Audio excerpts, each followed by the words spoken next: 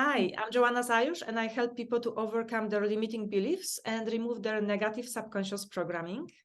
And my name is Deanna Marie. I'm from Deanna Marie Life Coaching, and I help women in alcoholic relationships get unstuck and so they can start living the life that they want. We are both life coaches. We met this year in the Life Coach School Mastermind, and I remembered you. So I really wanted to talk to you about this because you have such a specific group of people that you help. And this call is not for everybody. It is for the women that are in the alcoholic relationships. So if you have this problem, you will know that it's not just to hire any coach. There is somebody like Deanna who already invested her time and resources to find the solutions for you. So Deanna, please tell me, what do women struggle with in the alcoholic relationships? What keeps them stuck? Well, when women are in an alcoholic relationship, at first, they're not in that relationship. They don't even recognize the problem. I mean, when I went into my relationship, I was in my 20s and I was enjoying a couple of cocktails just like my husband was at the time. And over time, you start to recognize that their drinking is maybe a little bit more. So it takes time. And it's like a slow drip, as I say.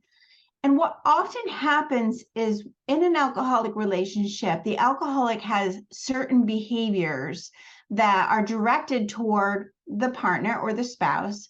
And it could be just like, putting them down, manipulating them, tracking them, minimizing access to money. Like there's ways that they try to control the partner. And sometimes it's so subtle that they don't even recognize it. It could be, them just simply saying, well, you don't know what you're talking about, or you're paranoid. And after time, that starts chipping away at their self-esteem. And I think really the overarching problem for all of the women in alcoholic relationships is they've lost who they are as an individual. They have become so conformed based on the behavior of their alcoholic partner that they actually start losing who they are, what they want, where they want to go, and actually what they lose the futures that they had for themselves. Mm-hmm. So their self-esteem is lower, and they also have the fear of the Yes. unknown. Absolutely, because not only have they been marginalized and minimalized by the behavior of their partner, it's like they have been told, like, you can't do this without me. No one will love you. And there's all this fear, and they start to believe because they have lost trust in themselves. They start to believe that maybe my partner's right, and that nobody else will love me, or I can't go it alone, or I won't be able to figure things out.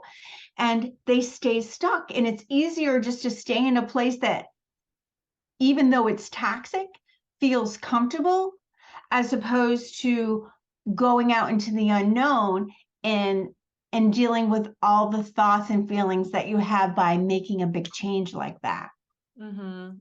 I remember a quote by Osho. I don't know if I can recall it correctly, but he said that we are stuck in our fear or in our darkness because at least this is our fear. At least this is our darkness. And we Right. don't know what's out there. Out there may be light, but this is not our light yet. So we are often afraid of what we don't know, what's not familiar to us, even though it may be much better. I understand that you were in this relationship and you Yeah. know how it is. So how was it for you? And when did you decide, this is it, I'm leaving? What was the tipping point? Yeah, well, you're absolutely right. I was in an alcoholic relationship for 20 years. And, I was, as I had stated before, I was younger. I didn't recognize the problem. And then I started to realize that there was an issue. It was no longer, why can't he just stop? It was like, oh, he can't stop. So what do I do now? And it was really a process of educating myself. I started like a lot of people did. I went to Al-Anon, and from there, I actually started therapy. And I built the tools and realizing, because what all of us women in alcoholic relationship and men, because alcoholism does not discriminate, is like we want to try to fix our partner. Like we want somebody, just tell us please what we can do so that they'll stop drinking. And then ultimately we get to a point that we realize we can't change people, right? If you and I could change people, we would be very, very rich. And so the only thing that we can do is actually just start changing ourselves. So I started looking at the situation differently on what I could control. I couldn't control his behavior, but I could control how I showed up. And to answer your question, when do you know? Internally, and I've said this to so many women who I speak to about this subject, is like internally there's almost a clock that goes off, and like enough is enough. Like I have just had it. I have tried Al-Anon. I have tried therapy. I've talked to my girlfriends. I've talked to my doctor about it. I have read all the self-help books, and now my back is against the wall, and I have to do something different. And that's really where the clients start. Finally, they'll come to me because they have exhausted all of their resources, and they really need someone just to guide them, to get them through making that decision and leaving that relationship. So just like you shared before this call, before we clicked record, in the beginning, when a person is not ready, they will never think of hiring a coach because they simply want the person to stop drinking. Right, right. But then they come to you when they notice, oh, I have to make some changes. Absolutely, because so many women stay. The thing with alcoholic relationships and how it's so different is like we're in these relationships because we love these people, right? We're obviously we love them and we stay with them. And we're there because we see the goodness, we see the kindness, and we know what a good heart and soul that they are. But they have this addiction. So it's like this intermittent push and pull, right? It's like they're bad for a while, but then they're good. And that good is enough to give us, and I say us because I was there, it's like a dopamine hit. See, he's back. He does recognize, he said he's going to take me out to dinner. He bought me flowers, and then it happens again. So it's like we're so confused because we just want the dream. Like we want to be in that happily ever after moment when we first met our person. And now we're in this push and pull scenario. And then you get to a point where eventually you end up breaking. And that's when you're at enough is enough. Yeah, I think that this kind of situation can make a person very fragile and not knowing where is the ground in the situation. Yep. But when they start working with you, they rebuild the trust, self-trust and self-confidence.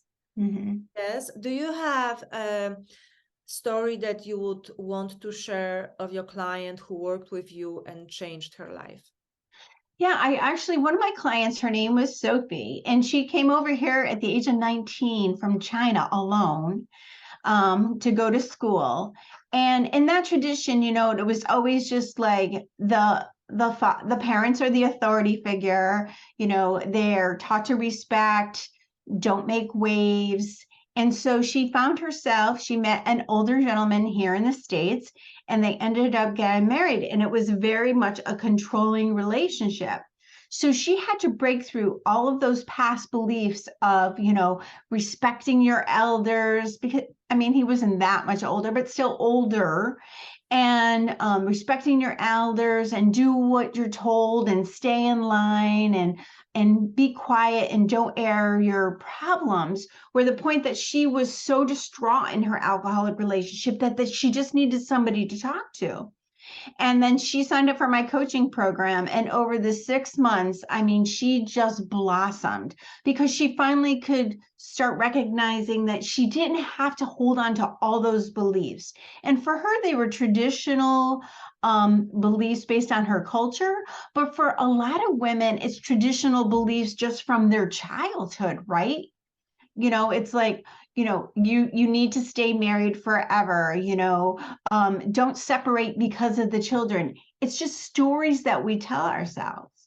But from Sophie, she broke not only through the traditions of what she grew up in, but she also actually blossomed so much that she moved from Virginia to Boston.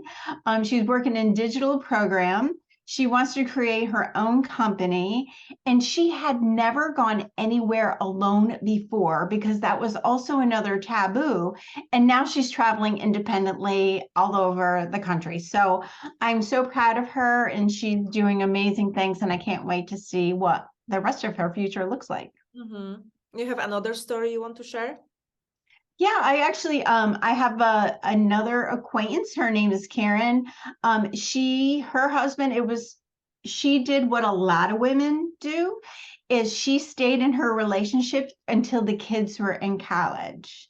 So, because she had a thought, well, I can't leave she had boys. I can't leave the boys.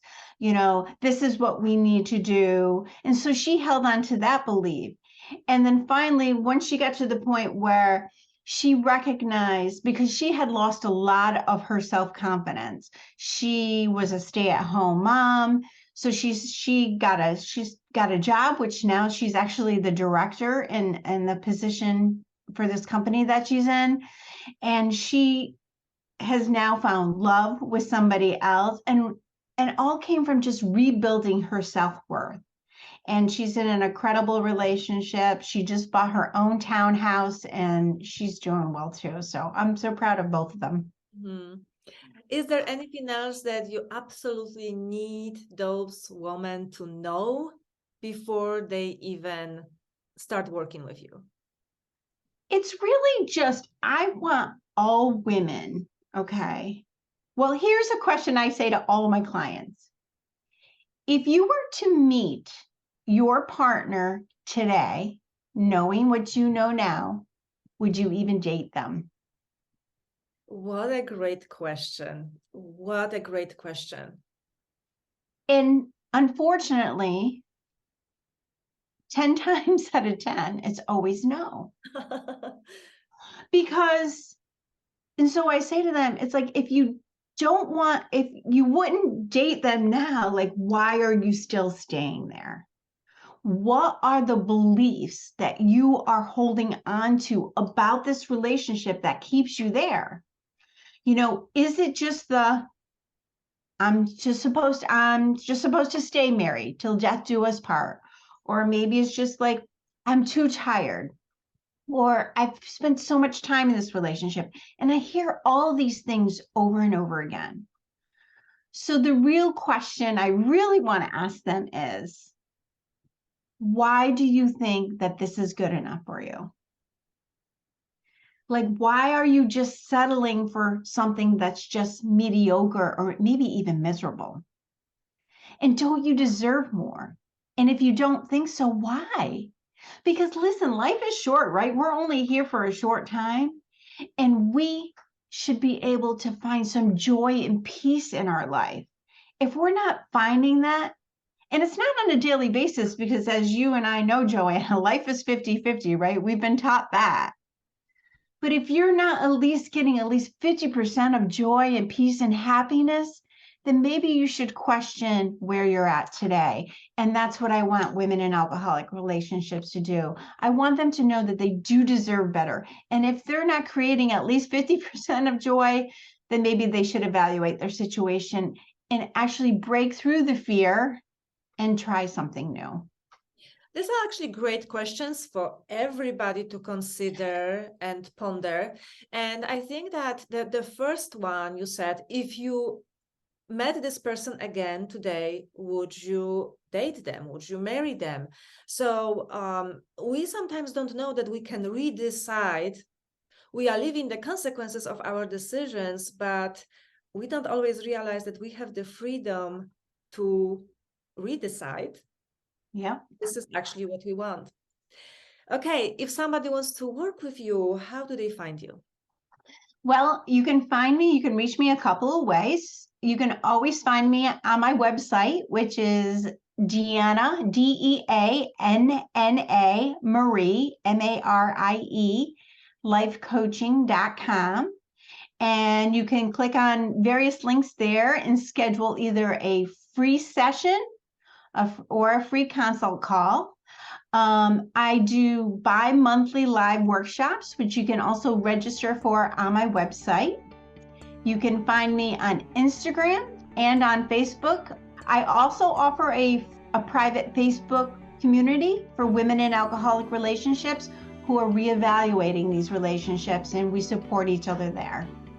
Great. Thank you so much. It was great talking with you, Deanna. Thank you so much, Joanna. This was fantastic.